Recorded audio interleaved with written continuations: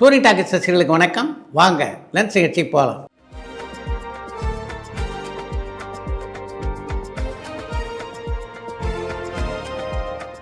என்னப்பா முதல் கேள்வி? அகண்டா 2 படத்துக்கு தமிழ்ல எந்த மாதிரியான வரவேற்பு கிடைச்சிருக்குன்னு கண்ணன் திருநெல்வேலியிலேருந்து கேட்டிருக்காங்க.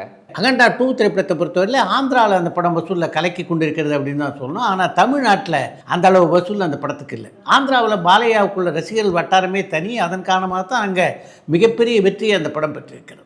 சினிமாவில் கொடிகட்டி பறந்த யாராவது வாய்ப்பு கிடைக்காம நாடகத்தில் நடிக்க போயிருக்காங்களான்னு பரமன் வேலூர்லேருந்து கேட்டிருக்காங்க. சினிமாவில் கொடிகட்டி பிறந்த காலகட்டத்திலேயே பல கதாநாயக நடிகர்கள் நாடகத்துக்கு சென்றிருக்கிறார்கள். உதாரணத்துக்கு சொல்லணும்னா எம்.கே. தியாகராஜ பாகவதர், எம்ஜிஆர், சிவாஜி என்று சொல்லிக்கொண்டே போகலாம். அதே மாதிரி சினிமா துறையிலே வாய்ப்பு இல்லாமல் ஆரம்ப கட்டத்தில் நாடகத்துக்கு சென்ற கலைஞர் ஒருத்தர் இருக்கார். அவர் பேர் எம்.ஆர். ராதா. அந்த காலகட்டத்தில் சினிமாவில் ஒரு கொடிகட்டி பறந்ததாக சொல்ல முடியாது. சினிமாவில் அவருக்கு வெற்றி கிடைக்கவில்லை என்று தான் சொல்ல வேண்டும். அப்படிப்பட்ட சூழ்நிலையில் தான் நாடகத்துக்கு அவர் திரும்பினார். தெலுங்கு நடிகை ரமா பிரபா தமிழில் எத்தனை படம் நடிச்சிருக்காங்கன்னு கடலாடியிலேருந்து பாலசுப்ரமணியம் கேட்டிருக்காங்க. தமிழ், தெலுங்கு, கன்னடம், மலையாளம், இந்தி ஆகிய மொழியில் 1000க்கும் மேற்பட்ட படங்களில் நடித்தவங்க தான் ரமா பிரபா. தமிழில் குறைந்தது 100 படங்களுக்கு மேலாக அவர் நடித்திருப்பார். பிரதீப் ரங்கநாதன் அடுத்து நடிக்க போகிற படத்தை பற்றி இன்னும் அப்டேட் எதுவுமே வரலையே, அதற்கு காரணம் என்னன்னு அஜய் ஒசூர்லேருந்து கேட்டிருக்காங்க. பிரதீப் ரங்கநாதனுடைய அடுத்த படத்தை பற்றி அப்டேட் வரலைன்னாலும் அதை பற்றி நம்முடைய சினிமா திஸ் வீக் நிகழ்ச்சியில் பல வாரங்களுக்கு முன்னாலேயே நம்ம சொல்லியிருக்கோம். அடுத்து அவர் ஏஜிஎஸ் நிறுவனத்துக்காக தான் ஒரு படத்தை இயக்கப் போகிறார். இயக்கியதிலே நடிக்கப் போகிறார். Heroines maximum costume and boutique business மட்டும் பண்ணுறாங்களே, அதற்கு காரணம் என்னன்னு ஈஸ்வரி ஒசூர்லேருந்து கேட்டிருக்காங்க. நடிகை குஷ்பு ஜாக்பாட் அப்படின்ற ஒரு நிகழ்ச்சியில் ஜெயா டிவியில் கலந்து கொண்டார் என்று உங்களுக்கு நல்லா தெரியும். அந்த நிகழ்ச்சியை பார்த்த பல பெண் ரசிகர்கள் அந்த நிகழ்ச்சியில் அன்னைக்கு குஷ்பு என்ன மாதிரியான ஜாக்கெட்டை போட்டு கொண்டு வந்திருக்கிறார் அப்படின்றத பற்றி தான் பேசிட்டு இருந்தாங்க. அது அன்றைக்கு பெரிய பேசு பொருளானது என்று தான் சொல்ல வேண்டும். நடிகைகள் அப்படின்னாவே எல்லாருக்கும் நினைவு வர்றது என்ன? அவங்களுடைய காஸ்டியூமும் மேக்கப், இது ரெண்டும் தானே. அதன் காரணமாகத்தான் பல நடிகைகள் அந்த துறையிலேயே தங்களுடைய வியாபாரத்தை ஆரம்பித்திருக்கிறார். சித்ரா சார், நீங்கள் ஏதாவது விளம்பர படங்களில் நடிச்சிருக்கீங்களான்னு அபிஷேக் சேலம்லேருந்து கேட்டிருக்காங்க. சன்லேண்ட் ஆயில் உட்பட ஒரு சில விளம்பர படங்களில் நான் நடிச்சிருக்கேன். நடிகர் வடிவேலு ஒரு படத்துக்கு 15 கோடி சம்பளம் கேட்குறாருன்னு ஒரு தகவல் வருது, அது உண்மை தகவலான்னு பிரபு மார்த்தாண்டத்துலேருந்து கேட்டிருக்காங்க. ஒரு படத்தில் நடிக்க 15 கோடி ரூபாய் சம்பளம் வடிவேலு கேட்கிறார் அப்படின்றது ஒரு மிகைப்படுத்தப்பட்ட செய்தி. அந்த அளவு சம்பளத்தை அவர் எந்த காலத்திலையும் கேட்டதா எனக்கு தெரியல.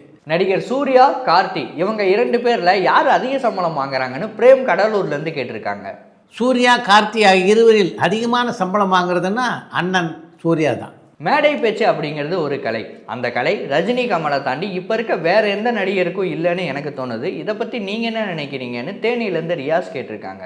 மேடை பேச்சுக்கலை ரஜினி, கமலை தாண்டி வேறு எந்த கதாநாயக நடிகளுக்கும் இல்லை அப்படின்னு சொல்ல முடியாது. இன்றைய காலகட்டத்திலே பார்த்தீங்கன்னா சரத்குமார், பார்த்திபன் போன்ற பல கலைஞர்கள் மேடையிலே அற்புதமாக பேசக்கூடிய ஆற்றலை பெற்றவர்கள். சித்ரா சார், நீங்கள் இப்போ ரீசெண்டாக என்னென்ன படங்களில் நடிச்சிட்டு இருக்கீங்கன்னு பல்லவி ராமேஸ்வரத்துலேருந்து கேட்டிருக்காங்க. இப்போ நான் 2 திரைப்படங்களில் மட்டும்தான் நடிச்சிட்ருக்கேன். ஒரு திரைப்படம் விஷாலுடைய இயக்கத்தில் உருவாகி கொண்டிருக்கின்ற மகுடம் திரைப்படம். இன்னொன்று தம்பி ராமையாவுடைய மகனான உமாபதி ராமையா இயக்குகின்ற ஒரு படம். 2 வெற்றி படங்களை கொடுத்துமே விஜய் பிரபுதேவா கூட்டணி எதனால் மீண்டும் சேரலன்னு சங்கர் மேடவாக்கத்துலேருந்து கேட்டிருக்காங்க. 2 வெற்றி படங்கள் கொடுத்திருந்தா நிச்சயமாக பிரபுதேவா விஜய் கூட்டணியில் பல படங்கள் வந்திருக்கும். அவங்க 2 பேரும் இணைந்த முதல் திரைப்படம் போக்கிரி. அந்த படம் மாபெரும் வெற்றி படமாக அமைந்தது. அதன் காரணமாக தான் அடுத்து வில்லு அப்படின்ற படத்தை இயக்கக்கூடிய வாய்ப்பு பிரபுதேவாவுக்கு அமைந்தது. ஆனால் விஜயும் பிரபுதேவாவும் 2வது முறையாக இணைந்த வில்லு திரைப்படம் வெற்றியை பெறலையே. டைரக்டர் ஹீரோவாக ஆகிறத பார்த்துருப்போம், மியூசிக் டைரக்டர் ஹீரோவாகிறதையும் பார்த்துருப்போம். சினிமோட்டோகிராஃபர் யாராவது ஹீரோவாக நடிச்சிருக்காங்களான்னு பரமேஸ்வரன் வேலூர்லேருந்து கேட்டிருக்காங்க. தமிழ் சினிமாவிலேயே ஒளிப்பதிவாளரும் கதாநாயகனாக இருக்கா. உதாரணத்துக்கு சொல்லணும்னா நட்ராஜை சொல்லலாம். சதுரங்க வேட்டை உட்பட பல படங்களிலே கதாநாயகனாக நடித்த நட்ராஜ் ஹிந்தி, தமிழ் ஆகிய இருமொழியிலும் பல படங்களுக்கு ஒளிப்பதிவாளராக பணியாற்றியவர். விஜய் சேதுபதி வில்லனா நடிக்க ஒரு நாளைக்கு 1 கோடி சம்பளம் வாங்குறாராம். இதை பற்றி உங்கள் கருத்து என்னன்னு சங்கீதா திருவண்ணாமலையிலேருந்து கேட்டிருக்காங்க. வில்லனா நடிக்க விஜய் சேதுபதிக்கு 1 கோடி ரூபாய் சம்பளம் தராங்கன்னா அது விஜய் சேதுபதியுடைய திறமைக்கு கிடைத்த மரியாதை என்று தான் சொல்ல வேண்டும். வேலையில்லா பட்டதாரி படத்தோடைய டைரக்டர் வேல்ராஜ் ஏன் அடுத்து எந்த படமும் டைரக்ட் பண்ணலன்னு சங்கீதா திருவண்ணாமலையிலேருந்து கேட்டிருக்காங்க. வேலையில்லா பட்டதாரிக்கு பின்னால் வேல்ராஜ் எந்த படத்தையும் இயக்கலை அப்படின்னு எப்படி சொல்கிறீங்க அப்படின்னு புரியல. அந்த படத்துக்கு பின்னால் அவர் இயக்கிய படம் தான் தங்க மகன். கண்ணதாசன் அவர்கள் தயாரித்த ஊமையன் கோட்டை படம் எதனால் ட்ராப் ஆச்சுன்னு பரமன் வேலூர்லேருந்து கேட்டிருக்காங்க.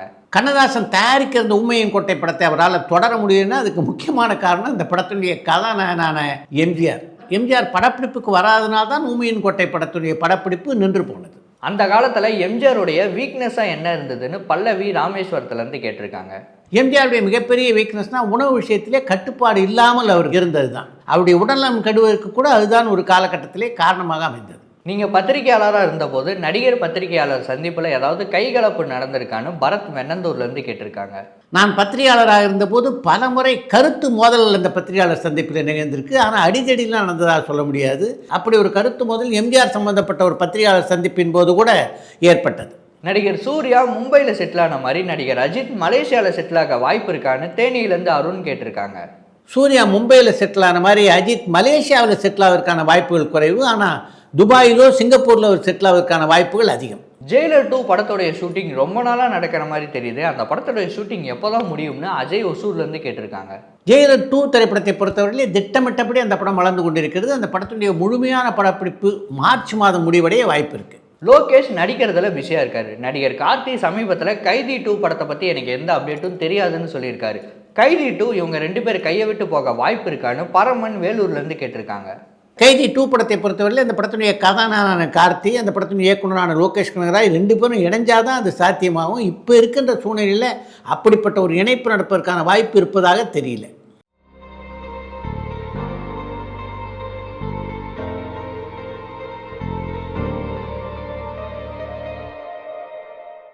ஒரு படத்தோடைய வெற்றி தோல்வியை பொறுத்து தான் அந்த படத்தோடைய பாடல்கள் வெற்றி தோல்வியும் அமையுமான்னு கதிர் திருச்சியிலேருந்து கேட்டிருக்காங்க.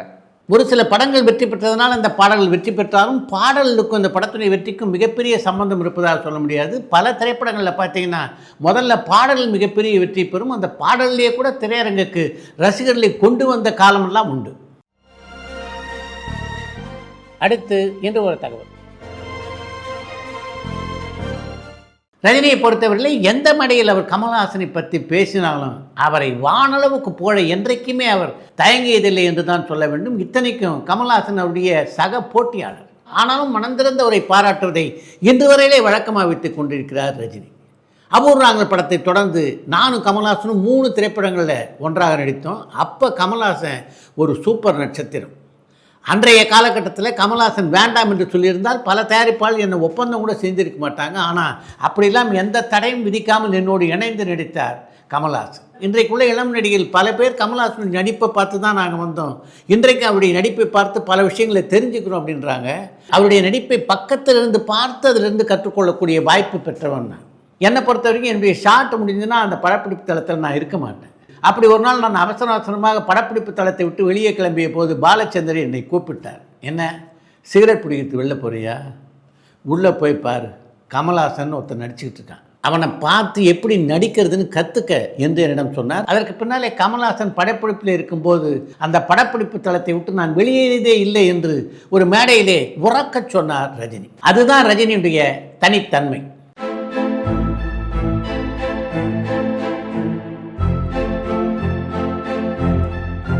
இத்துடன் எந்த இளம் நிகழ்ச்சி நிறைய வருகிறது. மீண்டும் அடுத்த நிகழ்ச்சியிலே சந்திப்போம்.